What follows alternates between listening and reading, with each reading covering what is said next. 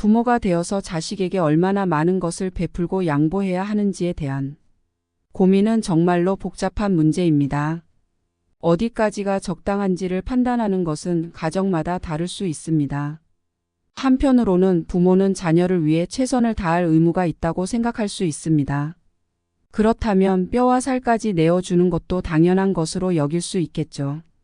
하지만 다른 측면에서는 평생이 정해진 한도 내에서 베풀고 나면 그만이라고 생각할 수도 있습니다.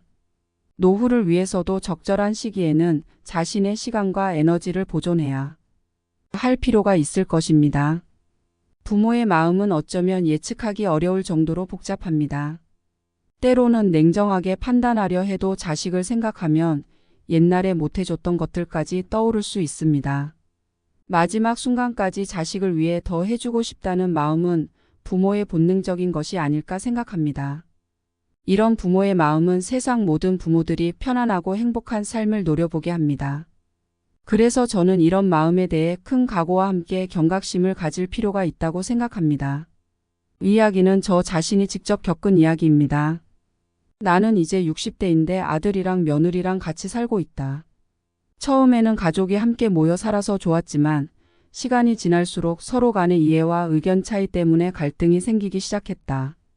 나는 예전에는 아들을 가장 소중한 존재로 여겼다. 그러나 이제는 그런 마음이 조금씩 사라져 가고 있다. 며느리는 나와 생활 습관이 맞지 않는다. 나는 소음을 싫어하는데 그녀는 매일 떠들어대고 방을 지저분하게 만든다. 이런 것들이 눈에 거슬리고 갈등의 원인이 되고 있다. 그리고 아들은 어떻게 이런 것들을 두고 눈을 감고 있을까? 나는 자신의 아들이 이렇게 변해가는 것을 보는 것이 너무나 안타깝다. 그래서 마음이 아프다. 그래서 때로는 아들에게 이 집을 나가라고 하고 싶다. 하지만 나도 그런 말을 할 수가 없다. 나는 항상 가족이 함께 모여 사는 것을 지지했다. 하지만 이런 상황에서는 너무나도 힘들다. 나는 그저 아들에게 말하고 싶다. 가족이 함께 사는 것은 중요하지만 서로에게 불편함을 주면서는 안 된다고. 그리고 아들에게 며느리와의 관계를 다시 한번 심각하게 생각해 보라고 말하고 싶다. 하지만 이 모든 것들이 쉽지 않다. 가족이 함께 사는 것은 소중하지만 어쩔 수 없이 갈등도 생길 수 있다. 그러나 그 갈등을 해결할 수 있는 방법을 찾기를 바란다. 내가 할 수 있는 것은 어떻게든 아들에게 조언을 해주는 것뿐이다. 그리고 그 조언이 어떤 영향을 줄지는 알 수 없지만 내 마음에서 나오는 것이라는 것만은 확실하다. 나는 아들에게 조언을 해주었지만 그의 반응은 내가 기대했던 것과는 많이 달랐다. 아들은 며느리의 편을 들어 나를 실망시켰다. 나는 아들에게 가족이 함께 사는 것은 소중하다고 말했다. 하지만 그 소중한 가족이 서로의 갈등으로 인해 상처를 받는다면 그것은 가치가 없다고 말했다. 그리고 나는 아들에게 며느리와의 관계를 더 신중하게 다뤄야 한다고 말했다. 하지만 아들은 내 말을 듣지 않았다. 그는 며느리의 편을 들었고 나의 말을 무시했다. 그의 행동으로 나는 상처를 받았다. 내가 소중하게 여기는 가족이 나를 이해하지 않는다는 것이 얼마나 힘든지를 그는 알지 못할 것이다. 나는 너무나도 실망스러웠다. 내가 어떤 말을 해도 아들은 내 말을 듣지 않았다. 나는 자신의 가족이 나를 버리고 며느리를 선택한 것으로 느꼈다. 그리고 그 감정은 나를 괴롭혔다. 나는 어떻게 이런 일이 일어날 수 있는지 이해할 수 없었다. 그 순간 나는 외로움과 실망으로 가득 찼다. 내가 이렇게까지 힘들게 살아온 것이 무엇인지 생각했다. 나는 언제부터인가 내가 소중했던 것들을 잃어가고 있는 건 아닌지를 깨달았다. 하지만 그때까지는 이미 너무 늦었다. 나는 내 마음의 상처를 치유하기 위해 노력하고 있지만 그 희망조차도 어둠에 잠겨 있었다. 나는 어떻게 이런 일이 일어날 수 있는지를 깊이 생각하면서도 그 속에서 탈출할 방법을 찾지 못하고 있었다. 그럼 오늘의 이야기. 지금 바로 시작합니다. 자식들이 찾아와도 더 이상 반갑지 않은 이유 첫 번째. 자식들의 끝없는 부탁 때문입니다. 어느 날 60대 할머니는 조용한 오후에 집 안에서 쉬고 있었습니다. 그런데 갑자기 문이 노크되었습니다. 할머니가 문을 열자 그녀의 딸이 눈앞에 서 있었습니다. 딸은 바쁘게 일을 하느라 오랜만에 할머니를 보러 왔다고 말했습니다. 할머니는 놀랐지만 반가웠습니다. 그러나 딸은 방 안으로 들어오면서 곧 바로 어떤 부탁을 하기 시작했습니다. 엄마, 이번 달에 돈이 부족해서 조금 빌려주실 수 있을까요? 그리고 이번 주말에 아이들을 보내줄 수 있을까요?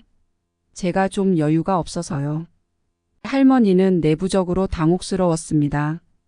딸은 항상 자신에게 도움을 요청하는데 이제는 어쩔 수 없이 이것도 할머니에게 빌리려고 하는 것이었습니다. 할머니는 마음속으로 자신의 딸을 돌아보았습니다. 어릴 적에는 딸이 자신에게 많은 힘이 되었고 자랑스러웠습니다.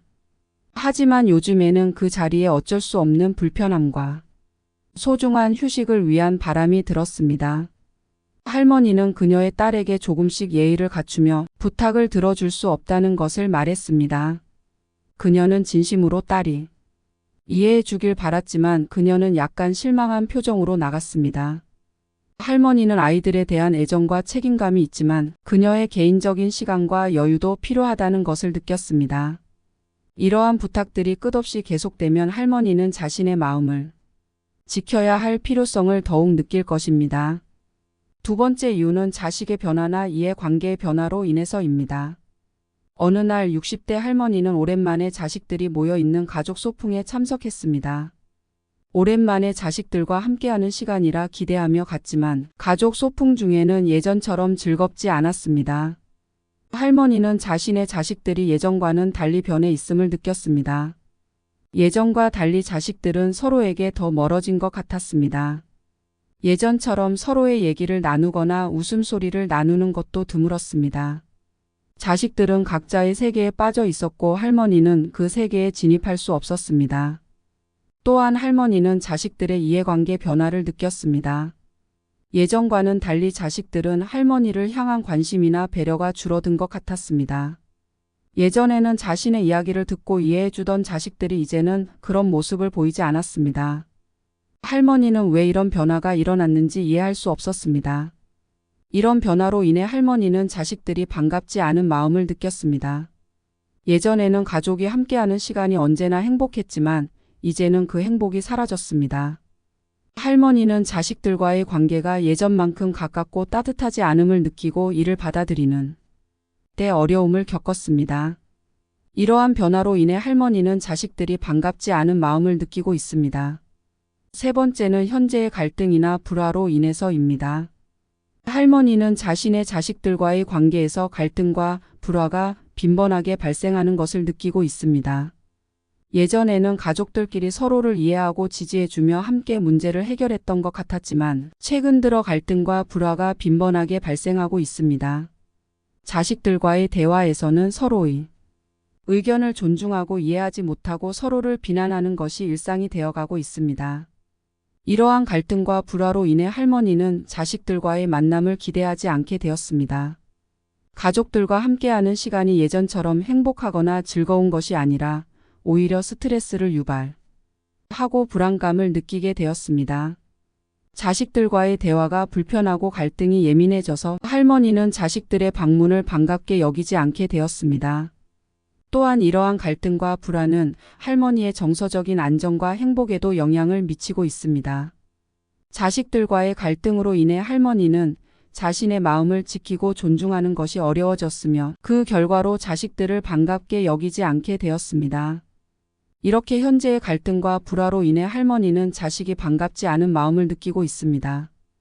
예전처럼 가족들과의 관계가 따뜻하고 행복한 것이 아니라 오히려 갈등과 불화로 인해 힘든 시간을 보내고 있습니다. 이상으로 오늘의 이야기 마치겠습니다. 오늘의 이야기가 마음에 드셨다면 돈 모양 로고를 클릭해 복지청년에게 구독과 좋아요 부탁드립니다. 오늘도 행복한 하루 보내세요. 감사합니다.